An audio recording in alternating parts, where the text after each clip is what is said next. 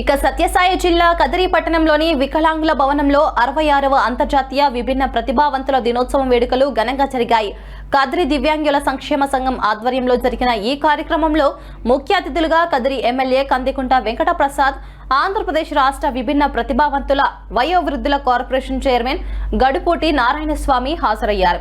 దివ్యాంగుల సంక్షేమానికి ప్రభుత్వం కట్టుబడి ఉందని, వారిని అన్ని రంగాల్లో ప్రోత్సహించాల్సిన బాధ్యత అందరిపై ఉందని ఎమ్మెల్యే కందికుంట వెంకట ప్రసాద్ తెలిపారు. ఈ కార్యక్రమంలో municipal chairman Unnisa, vice chairman Bahuddin, municipal commissioner Kiran Kumar, TNSF నాయకులు, టీడీపీ ఎస్సీసీఎల్ నాయకులు తదితరులు పాల్గొన్నారు.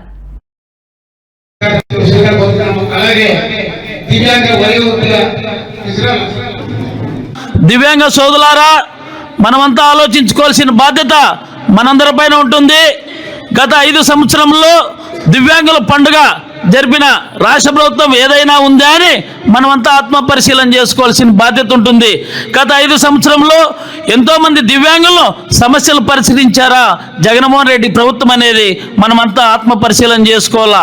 గత ప్రభుత్వంలో దివ్యాంగుల సమస్యలన్నీ దృష్టిలో పెట్టుకున్నటువంటి కూటమి ప్రభుత్వం ముఖ్యమంత్రి చంద్రబాబు నాయుడు గారు డిసెంబర్ నెల 3వ తేదీన విజయవాడ నందు రాష్ట్ర వ్యాప్తంగా ఉన్నటువంటి దివ్యాంగులందరికీ పండుగ వాతావరణం చేరే విధంగా ఉంది. ఏదైతే రాష్ట్రంలో గత 5 సంవత్సరాల్లో దివ్యాంగులు విచ్ఛిన్నం చేసిన ప్రభుత్వానికి సమస్యలను దృష్టిలో పెట్టుకొని రాష్ట్రంలో ఉన్న దివ్యాంగులందరికీ 7 వరాలు ప్రకటించిన ముఖ్యమంత్రి ఎవరైనా ఉన్నారంటే మన చంద్రబాబు నాయుడు గారు అనేది ఆత్మపరిశీలన చేసుకోవాలా. ఏదైతే మన దివ్యాంగులందరికీ ఆర్టీసీ బస్సులో మహిళలతో పాటు ఉచితంగా ఇచ్చేదానికి మొదటి నుంచి అండదండగానే నిలిచింది. ఆర్టీసీ బస్సుల్లో 50% రాయితీని కల్పించింది కూడా స్వర్గీయ శ్రీ నందమూరి తారక రామారావు గారు, దివంగత నేత. కాబట్టి ఆయన ఒకసారి మననం చేసుకోవాలి.